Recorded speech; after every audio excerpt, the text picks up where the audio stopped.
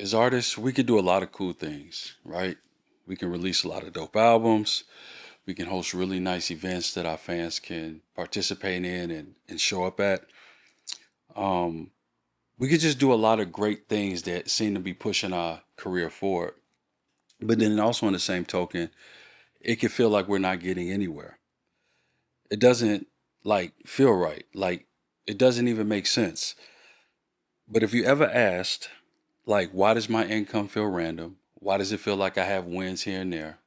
Why does it feel like one minute I feel like I'm growing as an artist, and then the next minute it feels like everything is at a standstill?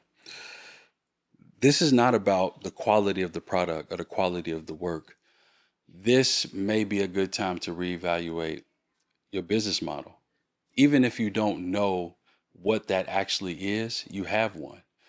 Um, a lot of times we operate with how we deliver our products and services, our music, our creativity to our fans, but we don't really take an in-depth look on how that actually looks, how does it work, and the intentionality behind it. So we need to figure out what that looks like for us. We need to figure out what that feels like for us. We need to figure out how to best deliver the value of what we offer to our fans. So today we're going to take a deep dive to learn how to identify the right business model for your creative practice, and then learn how to build out the components required to make it hold and to make it thrive. So just so we can be on the same page with what we identify as a business model, this is my definition of it. It is a clear plan for how your creative works make money. It explains what you offer, who it's for, how you get it to them, and how that turns into income that you can live on. It's the system behind turning your art and your ideas or your creative services into a real business and how you get paid. It is your roadmap.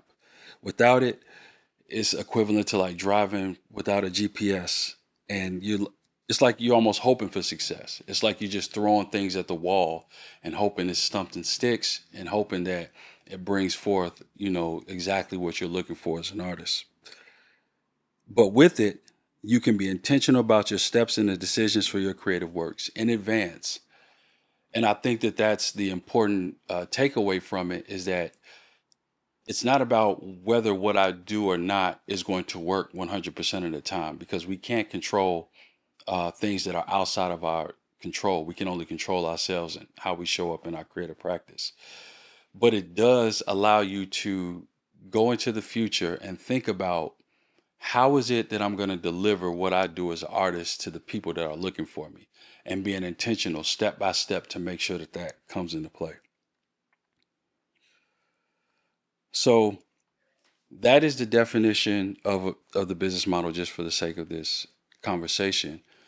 But there's various components to a business model that we have to understand so we can figure out what works best for us and how we can build a business model around our creative practice. So, what is the first component? The first component is simply understanding, what exactly do I offer? So, as a creative, for example, it's my music, right? I deliver and offer music. Um, if I'm a photographer, I offer photography. If I'm a videographer, I offer video. Like, obviously, there's different ways to deliver it, and there's different styles of that, but that's essentially what you're offering. So it's the thing that you make, and it's the thing that people find valuable. So that's what you offer. And what you offer people is the first component of your business model. The second one is, who am I actually creating this for? So who really needs it? Who wants what I have? Who connects with what I do? And is what I'm doing intentionally solving the issues and the problems of other people? So because I'm an artist, I love to use that for an example. So I consider music being the soundtrack to someone's life. So as I create and I make music, what type of music am I making, and who can identify with that music? So does it represent the wants and desires of that person? So for example, does my music talk about handling heartbreak? Does it talk about having fun before a party? It really doesn't matter what it actually is. It just matters that you know exactly who it's for, and you can utilize that as a soundtrack for someone's life, and know that that is what people are looking for, that helps them move forward in their life on a real emotional level in terms of what you're creating, who you're creating for. And then third, how do people discover my work? How do they discover what I offer? So do they find it on social media? Do they find me at events? Is it a platform like YouTube, for example? Is it through creative strategic partnerships? Is it through influencers? Do I partner with influencers to get uh, my product out to the world? So it's essentially, what is the path that leads people to you? You know, what channels do you utilize to distribute the value of what you offer? And then number four, how do I share or deliver what I create? So is it streamed? Is it downloaded? Do I ship what I offer? Is it a live performance? Is my work shown in a gallery? Is it taught through like a session or a course? So how do people get to experience and engage with what I offer? I think it's very easy to get three and four mixed up, because we think of discovery and sharing as two is the same thing, but it's different in nature, in the sense that discovery is how people are finding you, and then sharing and delivering is how you actually deliver that to the person that's seeking what you have to offer. So it's discovery for three and sharing for four. And then number five, how does money come in from these things? So how are we getting paid for what we actually offer and what we deliver out into the world? So, for example, is it merch sales? Is it bookings? Do people book you for gigs or freelance gigs? Is it through a subscription based model? Is it licensing deals? Is it book shows? Is it monetizing the content that you release? Again, is it partnerships, collaborations? You know, where's the income really coming from? And not just where it's coming from, understanding the frequency in which that income comes in. So it's we have to understand how we make money, how these things that we deliver make money, and how frequently do they actually come in with what's being offered and delivered out to the world. So that is what a business model is, and those are the components of a business model. So I'm sure that at some point as an artist, you can kind of identify some of the key components, or identify, you know, how you've been operating as an artist and delivering your products or services out, right? But there's pain in the sense that if we're not clear on it, or if we don't have one that's very definitive, it really impacts our business in a couple of ways that don't, you know, lead us to where we want to go, and is not fruitful in the long run. So what are some of those pain points that I'm referring to? I think the biggest one is you can't predict your income. So it's kind of like you're at the mercy of hoping that someone buys what you have to offer, right? And the frequency in which you offer something, or offer a product or service, will also impact how much income that you receive. So that's one of the issues with not having a clearly defined business model, is you just don't know the frequency, and you don't know how often or when the money or the income is going to come in from what you offer. And another issue, you you find yourself keep starting over when you gain moment when you actually have momentum. So you'll, for example, how does this look like? As an artist, you release an album, a lot of people are into it, they love it. You design a, say, a live show, you have merchandise, you sell merchandise at the show. It's getting, you know, played online. You got a lot of people that's engaged with it. And then after that, there's really no game plan on how to keep the momentum going. So the album tends to plateau. It tends to kind of lose steam, if you will. And then now you're looking around and saying, okay, how I'm going to generate income from this project, or what is my next move? What is my next step? But that's not the approach you want to take, because you want to build on that compounding growth. So instead of just saying, okay, I'm going to release this album, do a live show, and then figure it out from there, now we're thinking about, okay, what content am I going to build around this album? Okay, what is the story around this project? How am I going to lead people to the products and services that I offer, and over how long I'm going to do that? Maybe I have a specific group set of products that I'm going to release over a period of time. So in the first month, I'll release the CDs. In the third month, I'll release the vinyl. In the eighth month, I'll release the clothing line. In the 10th month, I'll release the short film. So it's a series of products that are very intentionally drawn out and leveraged out over time. And that is how you continue to build on the growth of what you're doing and what people are gravitating towards you when it comes to releasing your projects. And then opportunities just continue to feel reactive instead of strategic and proactive. So you're just finding yourself constantly responding to what may work and to what opportunities are coming your way that are not necessarily designed. They're just only there by default, and that's a dangerous place to be in.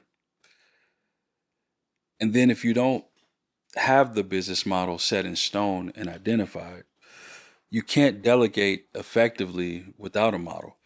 So you tend to get stuck with doing everything yourself. If you have a clear cut understanding on how you're going to deliver what you offer, then as you work through the components of that delivery process, you figure out, you tend to understand like where you're getting hung up at, where you're having the most issues in delivering the product, and then you know who to bring in and what to bring them in for. And then you can clearly communicate to them, this is where I need you to help me at. This is where I'm hiring you at. This is how I need your assistance on helping me deliver this product or service. And it just makes it a very clear and easy conversation to have with the person or the people that you're bringing in to assist you and help you. And I think one of the biggest pain points that's very subtle that a lot of us as artists don't really pay attention to is you end up working in the business and not on the business. What is the difference between those two? So many seasoned creatives, we end up spending a lot of our time in the business. So that's like handling every task, managing every detail, and then we become the engine that makes everything go. Everything is dependent upon us. And when you're constantly producing, promoting, delivering, reacting to everything that you have to do in your business, nothing moves unless you move it. So everything begins and ends with you. And that's a dangerous place to be in when you're trying to operate as an artist who is attempting to build a business around your creative practice. But if you truly want to grow, again, you have to shift on working on the business, not in the business. And that means stepping into the role of a creative leader. That's setting direction, designing the systems, delegating the work, and building the infrastructure so your vision can grow beyond just your effort. It's about scaling with intention so your business serves you, not the other way around. So the caveat with this is where I tend to see artists get hung up a lot, myself included, I've been here before, is that the components that you can delegate, whether it's graphic design, whether it's video editing, whether it's mixing and mastering, just the different components of being an artist. We tend to think subconsciously to ourselves that no one can do this better than me. Here's the kicker. You're probably right, right? Because you understand it, you've been doing it, so you're very aware of how to actually get this done. But the problem is it takes time away from you. And once you get into the habit of delegating, there may be a time where you look at what you've delegated and you could have said, I could have did that better. I could have made sure that this was delivered more efficiently and effectively.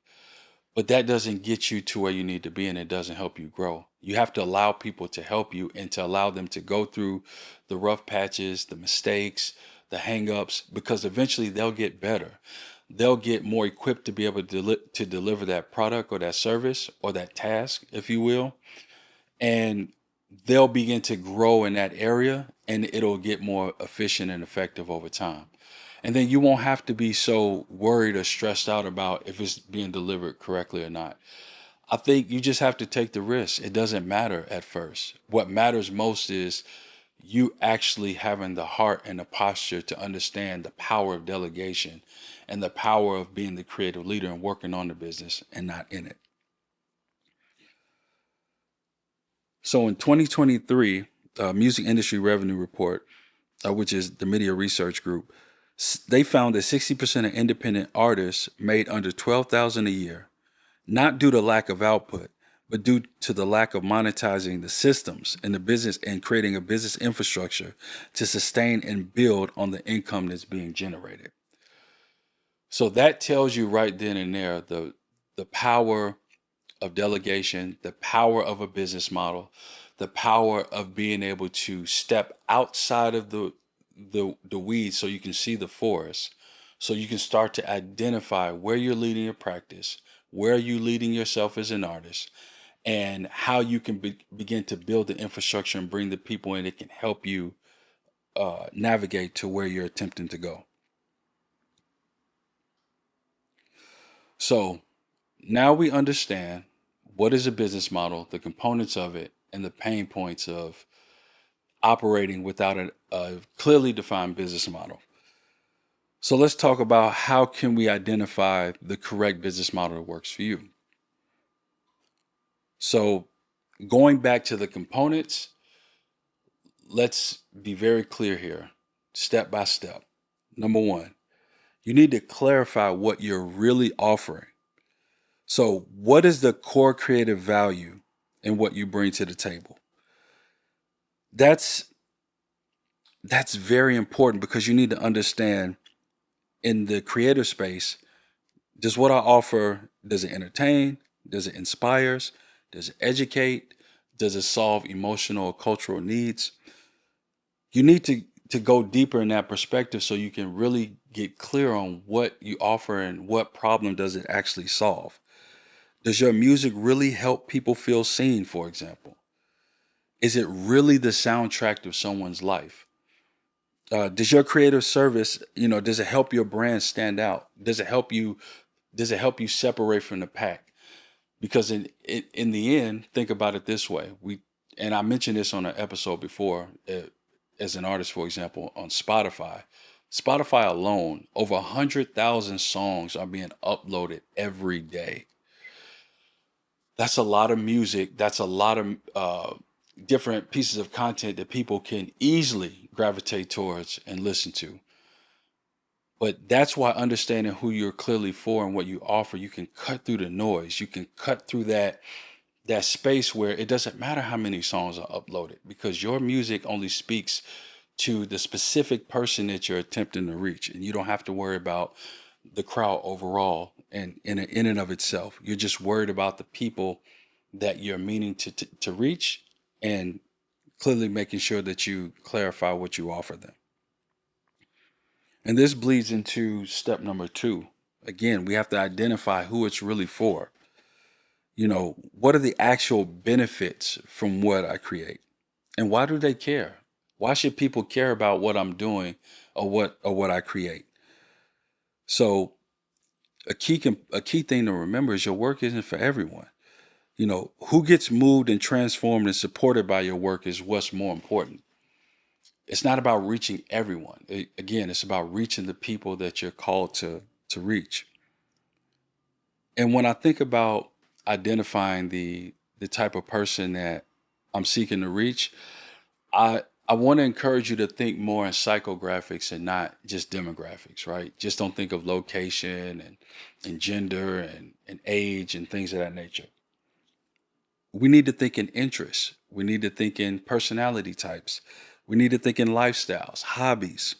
We need to think of their attitudes. Like, think of who they are in their character, at their core, in their being. Because again, you need to know exactly who you're speaking to. Are they spiritually inclined? Do they are they party goers? Um, are they culturally conscious of what's going on in present day? Are they people who love history? All of these things matter and are accompanying your perspective when it comes to identifying who your actual work is for. And then step number three, it's not just about the psychographics as well. It's also, again, understanding where these people are, locating them specifically in terms of where you can find this specific individual. Where the do they are they at the bookstores? What online communities do they participate in? Where do they hang out at? Um, all of these things matter because it's not just the psychographics; it's also the location as well in terms of where can you locate these people very frequently and at what mass. Like how big is this market? How large is it? So you can understand the potential ability to connect to that specific audience. And then that bleeds into number three. Again, what are the discovery channels? You know, how do they find you? You know, where do people actually come across your work? Again, is your audience finding you through social media, music blogs, streaming platforms, collaborations? You want to be able to identify what's already working for you, especially someone who is a seasoned artist. I'm assuming that most of you are. You have experience being an artist. You've released successful projects, so you understand what has worked in the past. You want to continue to press into that, but you don't want to try to be everywhere. You just want to be intentional about where you get your attention and where the attention is already flowing. And then you want to build off the growth that's already there. You want to invest in the channels that help the right people find you with the least resistance. So it's not about following the newest trend or following the things that everybody else is following. It's about identifying what type of product that you serve and where are those people are and how can you find those people in those specific spaces where they're already receptive and looking for that type of content and that type of material. And that's where you'll get the least resistance. And then step number four, you want to define how you deliver what you do, the delivery model. So how do people experience and receive the value that I create? So is it through the digital platforms, for example, like Spotify, Bandcamp, YouTube? Is it in person, like concerts, workshops, pop-up events? Is it physical or digital products? Is it merch? Is it BTS content where you're monetizing content? Is it books? Is it prints? You want to think about, you know, what services are you actually selling? You know, what content are you actually selling? And then what experiences are you actually selling? Now, you don't have to do all of these, but I do find it very helpful that if you can have a nice hybrid mixed bag of services, you can tend to satisfy the people that you're intending to reach. You can satisfy that customer base at one point or another. Because as an artist, your fan base is going to go through three specific stages. They're going to go through cold audience, warm audience, and hot audience, meaning that cold, they don't really know who you are. They just probably found out about you through a friend or you came across them on one of the platforms, they discovered you, and they may not necessarily be ready to buy something that you have to offer, but what they may do is follow you on social media. They may follow you on YouTube. They may stay in touch with you on your email list because now they're getting into the ecosystem of who you are as an artist and what you deliver and what you have to offer. But then you can start to build up and start to think about what you deliver and what has the most impact. So again, it's not about doing all three. It's about just understanding where your impact lies the most and then pressing into that to continue to build and scale. You need to be extremely clear about how you deliver what you create. Know that in your mind. Allow the people that work with you to know that as well. Be very clear on how you deliver what you create so you don't waste time trying to deliver products or services that is not even for you in a different way through various channels that's not even relevant to your audience. And then again, you want to audit where the money comes from. You want to press into the revenue model. You want to know what parts of your creative practice is actually bringing in income and how often and what parts are not. You know, where are you getting paid? Are you getting paid through licensing, royalties, merch? Um, and then you want to identify these two components that I think is very important that we don't necessarily take into consideration. You want to break your income in terms of how you generate it to two perspectives. Is it active income, which is income that you actually have to exchange time for money to receive, or is it, recurring passive income? Is it money that's built on a system, that's built on a process that keeps recurring over time and it keeps getting generated without you physically being there?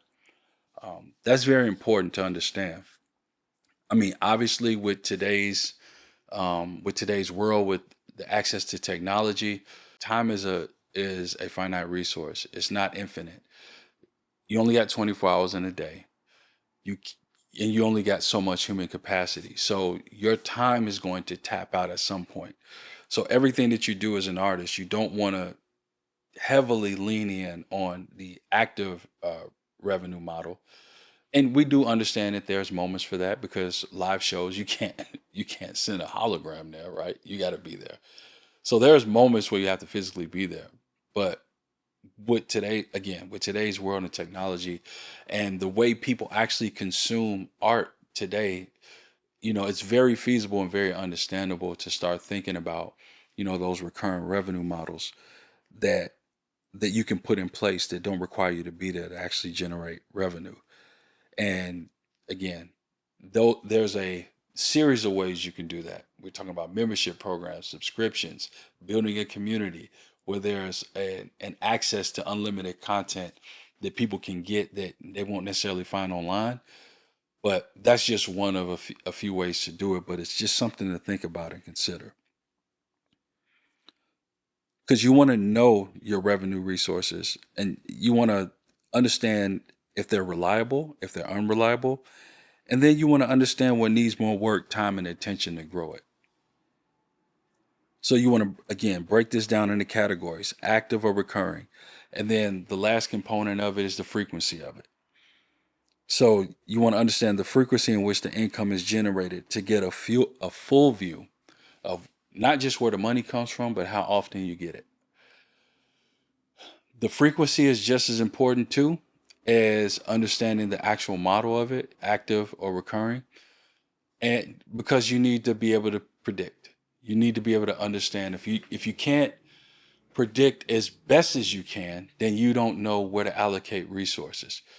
So if you find yourself in a position where you have income coming in, it's sporadic, it's not something that's easily attainable over a consistent period of time, it's going to make it difficult to know when to hire someone, how long you should hire someone, how if you should contract this position out or not.